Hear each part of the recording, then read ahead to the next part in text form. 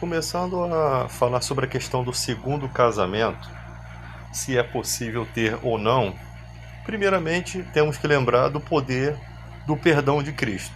Tá? Se alguém pecar, né, nós temos o advogado diante do Pai. Se você confessar o pecado e deixar o pecado, e você alcança a misericórdia. É lógico que uma pessoa que cometeu agravos num casamento e não tem mais como se voltar, né, no tempo, não tem mais como aquele casal se reunir novamente, até porque a pessoa já se foi, já está casado com outra pessoa, então não tem mais como reconciliar. Vá e não peque mais. Ou seja, procure uma esposa, case-se e viva feliz, sem adulterar, no caminho do Senhor. Então, qual o problema disso? Eu não vejo problema nenhum. Os próprios judeus que viviam da lei, né, eles passaram a ter a lei do divórcio. Tá? Se fosse uma coisa simplesmente que Deus martelasse nisso e mantivesse isso, sabe o que aconteceria se de Moisés não tivesse dado carta de divórcio? O certo pela lei, quando os homens repudiavam, mandavam embora, apolu, o texto original ali, mandava embora a mulher não haveria nenhuma cláusula que pudesse ele fazer isso. Primeiro, se o casamento não tivesse alguma forma de ser destrutivo, né, destruído, desfeito, né? Jesus fala, por conta de relações sexuais ilícitas, o homem podia mandar a mulher embora, né? Por causa da dureza do vosso coração, tal. Eu, porém, vos digo, quem repudiar sua mulher, não sendo por causa de relações sexuais ilícitas, ou porneia, né, que é no original, isso aqui é o texto original, a palavra porneia tem vários significados. Então, se for encontrado uma relação sexual ilícita daquela mulher, né, aqui porque eu falo a mulher aqui, porque a mulher não podia dar carta de divórcio para o homem. Então, olha que você já está comparando uma sociedade antiga com a sociedade atual. A sociedade antiga havia a pena de morte para o adúltero, né, para você ver como é que era grave a coisa. Deus colocou uma lei tão rígida para que não se separasse, né, a fim de que, se houvesse um adultério, aquela pessoa que sofreu agravo ficaria livre. Olha que coisa. Agora, hoje em dia, eles querem que o cara sofra o agravo, né? O cara levou lá no ditado popular, levou o chifre, ou a mulher levou o chifre, né? Aconteceu o agravo, não tem a pena de morte, mas tem a consequência. Olha só, que essa consequência não vai para os adúlteros, ela vai para quem? Para quem sofreu. Porque no discurso desses legalistas, o cara tem que viver solteiro. Ele sofre, porque pela lei, se a gente for seguir os critérios da lei, seria apedrejado. Tanto o adúltero como a adúltera. Então o cara que sofreu agravo, ele ficava livre, correto? Ele ficava livre, por quê? Porque ele poderia se casar de novo. Ele estava ligado à mulher pelos laços da lei. Se a mulher morreu, a morte libertava ele dessa servidão. Então, no momento em que o adúltero e o adúltero morriam, o cara casava-se de novo com uma outra mulher, não teria problema. Então, o casamento em si, ele não é permanente, porque aqui, essa morte do cônjuge não é uma morte natural, tá? É uma morte causada por um agravo. Então, por um agravo, o homem podia repudiar sua mulher. O que acontecia se o homem repudiasse a mulher por causa de porneia? Será que ela seria apedrejada? Porque o apedrejamento tem que ser em ato flagrante. E existem coisas aqui que talvez não dê apedrejamento, se eu não me engano. Ó. Impureza que se origina na idolatria, né? Uma relação sexual com um parente próximo, poderia acontecer, um primo, né? Adoração de ídolos. Essa palavra porneia, ela tá ligada a um monte de sentidos, mas tem um sentido máximo aqui, de coisas carnais, relação sexual ilícita, adultério, fornicação, homossexualidade, lesbianismo, relação com animais. O cara pegou uma mulher tendo relação com animais, né? Porque só o homem podia tomar essa consequência. Já no primeiro século, né, através da Mishnah, né, que é o ensino oral dos rabinos, que vem lá do Talmud, uma das vertentes do Talmud, se a mulher entendesse que o marido era homossexual, ela podia pedir o divórcio, porque Nos dias atuais, a mulher pode pedir o divórcio. Na época, aqui, não podia. Raramente uma mulher conseguiria o divórcio. Tá? No primeiro século, já se tem outro discurso. Os judeus já se separam, hoje em dia se separam. Então, como é que vocês vão obrigar para a igreja hoje uma coisa que os judeus mesmo não faz? E eles estão ligados à lei. E o apedrejamento hoje em dia tem? Não tem mais. Não tem mais. Não tem mais essa pena capital. Tá? Então, como é que você está abordando um assunto aqui que está todo dentro de um contexto diferente? Mulheres casavam com 13 anos, com 12 anos, homens com 13. Não se escolhia, a mulher não escolhia o marido, tá? Possivelmente não era um casamento, o que Deus uniu, o homem não vem a separar. Quer dizer, ali, essa união era feita lá na família, né? Como é que Deus fazia, eu não sei. Mas não era uma escolha da mulher. Com 13 anos, ela poderia ainda assim dizer não. Tá? Ela podia não aceitar. Então o casamento, uma coisa que era pro resto da vida, era uma coisa arranjada. Então é diferente. Algumas pregações hoje em dia deixam pessoas angustiadas, né? Os legalistas muitas vezes, chegou a pessoa no segundo casamento, se converteu. Eles acham que a pessoa tem que se separar, sendo que a pessoa não vivia debaixo das leis de Deus. No momento que ela aceita a Jesus, ela é justificada por fé. Vocês têm que entender o que é justificação. Os pecados são apagados. É como se aquela pessoa ela não tivesse mais, naquele momento, ela tivesse sido purificada. Então os atos que ela fez dali para trás já não contam. Então você não pode mandar uma pessoa se separar porque ela conheceu a Jesus, aí acaba-se com tudo. Não. E ali você tem... Jesus falou, eu porém vos digo, quem repudiar sua mulher, não sendo por causa de relações sexuais ilícitas e casar-se com outro, comete adultério. O que Jesus está dizendo aqui? Que no momento que os caras repudiavam sua mulher de qualquer maneira, eles estavam cometendo adultério. Eles deveriam ser apedrejados, tá? A pena deveria vir sobre ele, porque adultério, a pena era morte. Entendeu? E o que casar com a repudiada comete adultério, ou seja, olha só. Eu, porém, vos digo, Jesus dizendo, quem repudiar, quem apoluo, né? Quem repudiar, apoluo, mandar embora, despedir sua mulher, não sendo por causa de relações sexuais ilícitas, porneia, tá? E casar-se com outra comete adultério. E o que casar com a repudiada comete adultério, ou seja, tanto ele que repudiou sua mulher, casou-se com outro, está adulterando. E ela, repudiada sem a carta de divórcio, também, quem casasse com ela estaria adulterando. Tá? Então, para quê? Para que não houvesse essa desunião. Mas por causa de porneia, podia. Por causa de relações sexuais ilícitas, podia. Porque o cara achou um motivo plausível para que houvesse uma separação digna. Uma coisa que a pessoa foi humilhada. No momento em que a mulher cometeu uma relação sexual ilícita, essa pessoa foi humilhada. Agora, poderia o cara não querer que ela fosse apedrejada por isso. Eu não sei como é que funcionava. O cara simplesmente ia lá, pedia a casa de divórcio, podia dar alguma razão, sei lá, uma motivação, né? E ali ele, com Deus, ele podia diante da lei ali, o que estava acontecendo aqui, que diante da lei estavam agindo por baixo dos panos, estavam errados também, mas tinha a lei da carta de divórcio de Moisés que não parava eles para essas maldades aqui. Mas diante de Deus eles continuavam praticando errado. No momento que o cara mandava a mulher embora, não sendo por causa de porneia, diante de Deus ele já estaria, o casamento dele próximo já não seria abençoado, porque ele foi injusto. Ele tirou-se a mulher da casa dos pais, teve relação com ela, né, contaminou ela e não quis ficar com ela. Era isso que estava acontecendo. O contexto social da mulher aqui era muito sofrido. Mulher não podia deixar o véu, de usar o véu. Mulher não, dentro de casa era com grade fechado para ninguém contemplar o rosto da mulher. Então a mulher nesse contexto sofreu uma série de injustiças da época, né? Sofria a injustiça de não poder pedir o divórcio, só o marido que podia, e mais uma injustiça, era mandado embora por qualquer motivo, eles possivelmente casavam-se com outra, e ela ficava sem a carta de divórcio. Era isso que estava acontecendo por debaixo dos panos. E olha que nem foi Jesus que começou com isso aqui. Se os caras chegaram para perguntar a Jesus, vieram alguns fariseus, no versículo 3, e perguntaram: é lícito ao marido repudiar sua mulher por qualquer motivo? Por que os fariseus fizeram essa pergunta? Quando existe uma dúvida, é sinal de que se sabe já a resposta.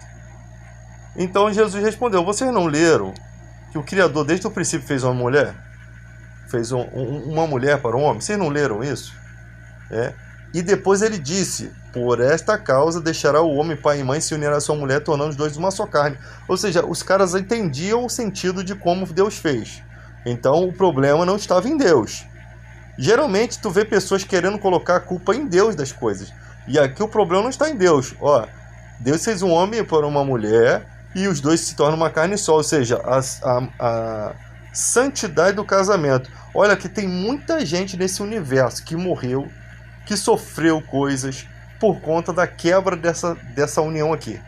Porque quis sair disso, porque quis adulterar, porque quis viver na farra. Muita gente perdeu a sua vida. Se a gente for botar na conta do lápis, milhões de pessoas morreram porque não seguiram esse ensinamento aqui. Porque se tivessem seguido, talvez estariam vivos. Se uniam uma mulher para viver o resto da vida. É crime passional, é gente que mata porque não consegue ficar mais sem a pessoa. É uma série de coisas, gente que casa por interesse. Aí Jesus fala: de modo que já não são mais dois, porém uma só carne. Portanto, o que ajuntou, Deus ajuntou, não separa o homem. Tá certo aqui, o que Jesus está falando é uma coisa óbvia. Casou-se, quis viver junto, é pro resto da vida. Respeita o matrimônio. Replicaram então: por que então Moisés mandou dar carta de divórcio e repudiar? Por que Moisés mandou dar carta de divórcio e mandar embora? Eles não davam a carta de divórcio, tá? Aí Jesus respondeu aqui: por causa da dureza do coração de vocês. É que Moisés permitiu, ele não mandou. Os caras botaram palavra na boca de Jesus. Jesus não repreendeu eles, mas Jesus respondeu de uma forma a repreender. Moisés permitiu repudiar vossas mulheres, entretanto não foi assim desde o princípio. Eu, porém, vos digo, olha só, Jesus agora se coloca em função de ensino. Quem repudiar sua mulher, porque aqui ele foi chamado de mestre, né?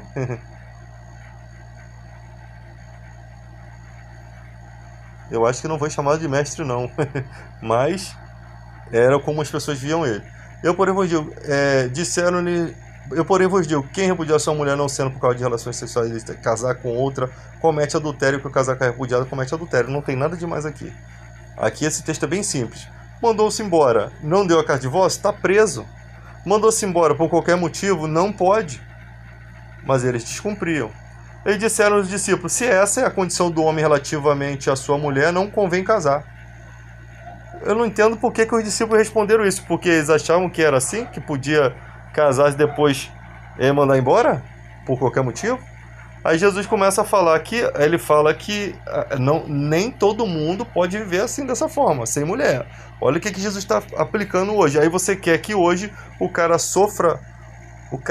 sofreu o dano, né? A mulher dele corneou ele, ou o marido corneou a mulher, chifrou a mulher. Aí quer que a pessoa viva solteira, sendo que o próprio Jesus disse assim, nem todos são aptos a receber esse conceito. Nem todos conseguem viver dessa forma, porque não é a natureza. Aqui Jesus começa a falar da natureza, né? Que há eunuco de nascença, ou seja, o cara que tem a natureza para viver solteiro. Há outros que os homens fizeram tais, ou seja, homens foram castrados, viraram eunucos, né, para cuidar dos haréns, e outros que a si mesmos se tornaram eunuco para o reino dos céus, ou seja, pessoas que se abstiveram de relações sexuais ilícitas para poder ser missionário, para poder servir a Deus, não por interesse de dinheiro, como tem alguns fazendo aí, mas por interesse mesmo da obra de Deus. Aí Jesus fala assim: quem é apto para admitir, admita. Ou seja, há uma aptidão para cada questão aqui. Nem todos são aptos para nenhum tipo de circunstância dessa, tá? Aí você percebe os ensinamentos de hoje, cara, é muito complicado. Aí, continuando o estudo, acontece uma questão aqui. As recomendações de Paulo. E versículo 8 aqui, o 7, vamos lá. Quero que todos os homens sejam tais como também eu sou. No entanto, cada um tem de Deus o seu próprio dom. Um, na verdade, de um modo, outro de outro. Ou seja, Paulo era um cara solteiro. ele gostaria que as pessoas fossem como ele, os homens ali que ele está falando ali. E uma vez ele disse num texto que era melhor que os homens não se casassem por conta da presente tribulação.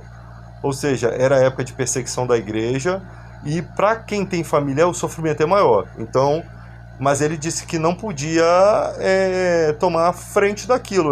Cada um seguia conforme, né, era melhor casado do que viver abrasado. Então Paulo era bem racional quanto a isso. Aos solteiros e viúvos digo que seria bom que permanecesse no estado em que também eu vivo, tá? Caso, porém, não se dominem, que se casem, porque é melhor casar do que viver abrasado, tá? É melhor casar do que aqui, ó, queimar com fogo, ser inflamado. Isso daqui é a pessoa que não consegue se conter sexualmente. Então é melhor casar do que viver sem conseguir se conter sexualmente. Aos casados, versículo 10, ordeno, não eu, mas o Senhor, que a mulher não se separe do marido. Então, a ordenança do Senhor, Jesus. Se, porém, ela vier a separar-se, que não se case ou que se reconcilie com seu marido, e que o marido não se aparte de sua mulher. Ao mais, digo eu, não o Senhor. Digo eu, não o Senhor, tá? Se algum... Olha só, esse ensina... Por que Paulo disse, digo eu, não o Senhor? Porque não foi algo que foi absolvido pelos ensinamentos de Jesus. Era algo novo. Ao mais, digo eu, não o Senhor. Se algum irmão tem mulher incrédula e esta consente em morar com ele, não abandone. Então, o irmão... os dois lá, um se converteu e o outro ficou incrédulo, continua incrédulo.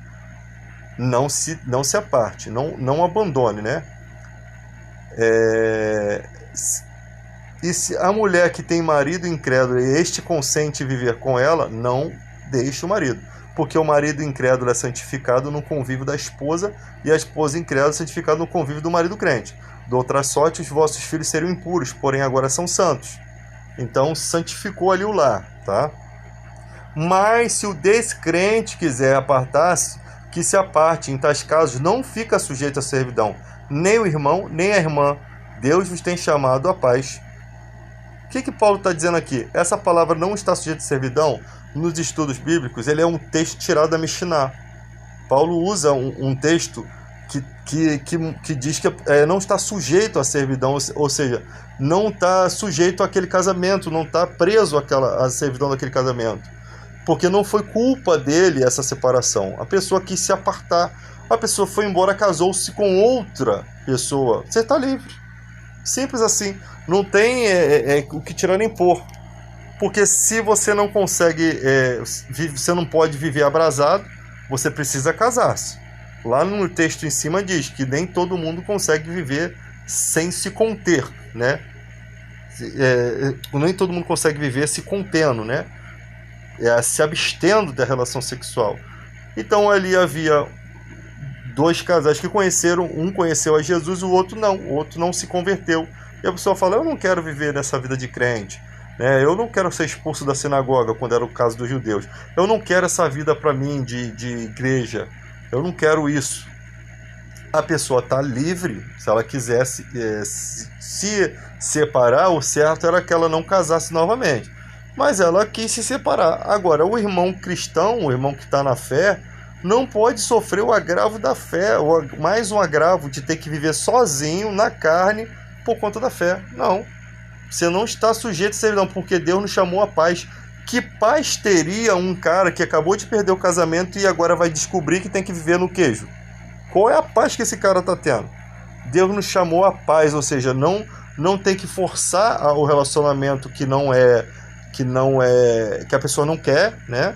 Entre o crente e o descrente, não tem que forçar. E se a pessoa tem o direito de ir e vir, a pessoa tem o direito de se apartar, tá? A pessoa tem o direito. Mas o irmão cristão não está sujeito à servidão, porque o descrente aqui não vai seguir regras, como na questão lá dos judeus que viviam pela lei. Há uma diferença.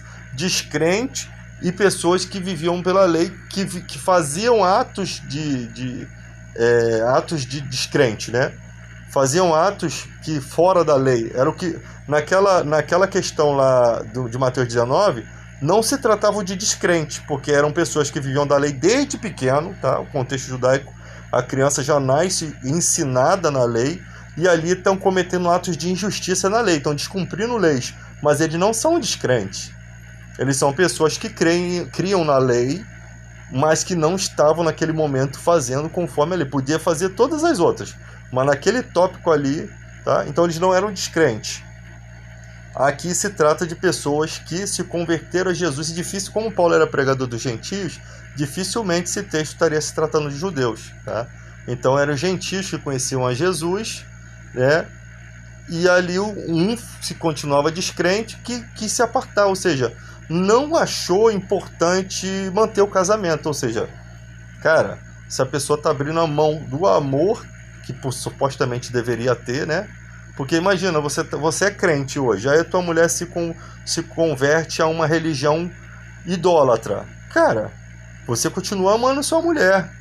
Eu não acho que você vai se separar dela. Você vai ter, se você ama aquela pessoa, você tem filho, consideração, você vai ficar do lado dela, né? Talvez você nem vai falar da fé dela, mas você não vai se separar. Porque você ama aquela pessoa, ela simplesmente entrou num contexto errado de religião, mas isso não vai ser o suficiente para que você abandone ela. A não ser que ela faça alguma coisa através da religião que seja muito ruim, uma coisa, um sacrifício que você não considera legal, entendeu? Não considera certo, um crime, entende? Então fica difícil você conviver com a pessoa assim. Mas ainda assim, quem ama, cara, vai tentar de todas as formas ajudar aquela pessoa. E aqui não, aqui o cara se convertia, a mulher ia embora, aí o cara tinha que viver solteiro? Não. Se o descrente quisesse apartar, ó, versículo 15, que se aparte. Em tais casos, não fica na servidão nem o irmão nem a irmã, ou seja, tanto no relacionamento onde a irmã abandonou o irmão, a descrente abandonou a irmã, quanto a descrente abandonou o irmão, tá? Então aqui ele fala dos dois casos. Deus vos tem chamado a paz. Pois como sabes, ó mulher, se salvará teu marido? Ou como sabe, ó marido, se salvará tua mulher? Isso aqui eu não entendi porque que está aqui, mas tem algum significado aí. Ande cada um segundo o Senhor lhe tem distribuído, cada um conforme Deus tem chamado. É assim que ordena em todas as igrejas, tá? Começa o versículo 18. 17. Ande cada um segundo o Senhor lhe tem distribuído, cada um conforme Deus tem chamado. É assim que ordena em toda a igreja. Foi alguém chamado estando circunciso? Não desfaça a circuncisão. Eu nem sei se tem como desfazer a circuncisão. Foi alguém chamado estando incircunciso? Não se faça circuncidar. Ou seja, acabou-se aqui a questão da lei, né? Antigamente, até o prosélito, se eu não me engano, tinha que ser circuncidado para poder servir a lei. Aqui já é uma quebra. A circuncisão em si não é nada. A incircuncisão também não é nada. Nada é. Mas o que vale é guardar as ordenanças de Deus, né? Cada um permaneça na vocação em que foi chamado. Fora que aqui também existiam os escravos, né? E há regras para os escravos tratarem bem os seus senhores, porque infelizmente na época era dessa forma, né? Tinha escravos, mas que ele conseguisse o respeito dos seus senhores sendo obediente, né? Lógico que ele vai tem questões de fé que ele não vai obedecer o patrão, né? Esse patrão mandar ele fazer uma maldade, mas no mais, né? Ele sendo respeitoso, ele vai ter o respeito do seu patrão. Então toda essa briga, né? As pessoas se esquecem em que contexto está sendo aplicado lá Mateus 19, esses contextos todos. Porque o Mateus 19 aqui, tem muita gente usando esse texto aqui para dizer que Jesus mandou não se separar e tal, e você vê que o contexto aqui está relacionado à questão aqui de Deuteronômio 24, que Deuteronômio 24 tinha, eles falam assim, não, mas não casavam, claro que casavam novamente. O Deuteronômio 24 é o texto onde tem ali a carta de divórcio, né? Por isso que Jesus falou da questão do divórcio. Ali, se um homem tomar uma mulher e casasse com ela, e se ela não for agradável aos seus olhos por ter achado coisa indecente nela, e se lavrar um termo de divórcio e lhe der na mão e despedir de casa, ela saindo de sua casa fosse casar com outro homem, e se este a aborrecer e lhe lavrar também termo de divórcio, né? e lhe der a mão e despedir da sua casa, ou se este último homem que tomou para si como mulher vier a morrer, então o primeiro marido a que despediu não poderá tornar a desposá-la. Então tem uma regra aqui, que é, a mulher foi mandada embora pelo homem por um motivo que ele achou uma coisa indecente nela, né? E aí a mulher pegou a carta de divórcio, que ela fez, casou-se com outro, e o outro também achou, ou achou ou veio a falecer, tanto um dos dois casos. E ela estando livre novamente, ela não pode voltar para o primeiro marido. Simples assim, né? Ela não pode ser, ela foi de um, olha só que coisa interessante, como é que a regra é interessante. Ela foi de um, teve relações sexuais com ele, acabou ali o casamento, teve com outro. Ela não volta para o primeiro, por quê? Porque essa mulher já foi de outro. Se ela tivesse ficado sozinha e voltasse para ele, não teria problema, mas ela já foi de outro, ela foi contaminada por outro homem. Então ela não volta para o primeiro marido, até por conta de questões de doença, olha só que coisa, né? Ela foi de outro homem, então ela não vai voltar por esse marido porque ela teve relação com outro homem, com série de coisas que só Deus sabe o que aconteceu lá. Aí a mulher volta cheia de vício, aí aqui o cara já começa a ficar enciumado. É uma série de contextos ali que a regra bíblica é bem bacana aqui, o ensinamento, né? Ela foi mandada embora, ela poderia casar com outro homem, com essa carta de divórcio, mas que não fosse o primeiro marido, né? Porque o primeiro marido já despediu ela por questão indecente, vai despedir de novo, ou seja, vai ter ela de novo, vai usar a mesma desculpa e vai mandar ela embora. Ou talvez não, mas a regra aqui era essa, né? Então, para quando a pessoa tomasse a decisão é que não é aquele negócio de vai e volta, né? Não é aquele negócio de vai e volta. Então você percebe que aqui havia a carta de divórcio permitida lá por Moisés, por conta da dureza do coração dos homens, né? Mas não era assim que Deus queria. Deus queria que o casamento fosse uma coisa legal, uma coisa séria, uma coisa ali que fosse tratado de forma que os pais entendessem, compreendessem que vou casar meu filho com aquela menina lá. Será que ela ama meu filho? Será que ela... Porque a ideia aqui é mais de que o amor surgia depois, né? Um compromisso. Possivelmente muitas mulheres viveram com judeus sem nunca ter amado os caras, porque era casamentos arranjados, né? Mas podia ter um afeto, né? Poderia ter um afeto ali envolvendo. Ali o pai olhava aquela menina lá, falava já com o filho, aquela menina é bonita, o que você acha dela? Eu acho que, eu duvido que não tinha isso. Tinha até um negócio que eles faziam, que era, pagava ali um negócio para conhecer, né, as filhas, um negócio assim que tinha. Então o pai conversava, pô pai, achei ela bonita, achei ela, né, vale a pena pagar o dote? Paga. Porque quando divorciava-se da mulher, tinha que o marido dar o dote para ela ir embora. Quando os caras não davam a carta de divórcio, quer dizer, ele não dividia também o dinheiro. E a carta de divórcio tinha algum custo, tinha um processo. Os caras simplesmente queriam se livrar da mulher e casavam-se com outra. Eu não sei como que eles casavam com outra. Eu não sei, eu acho que com o tempo eles pararam de se preocupar com essa questão de carta. Talvez os fariseus ali, como eles eram os senhores da lei, vendo aquelas coisas todas acontecerem, né?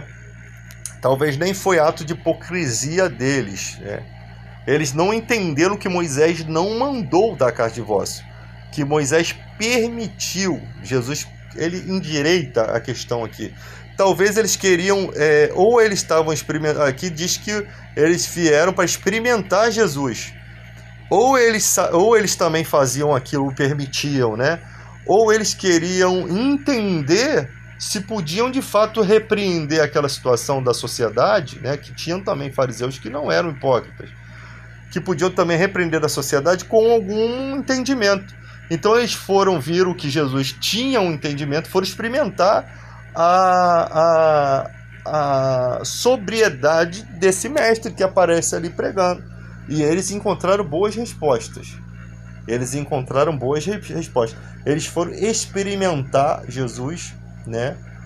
E eles tiveram boas respostas, que as respostas de Jesus estavam enquadradas dentro das Escrituras, tá? Estavam enquadradas.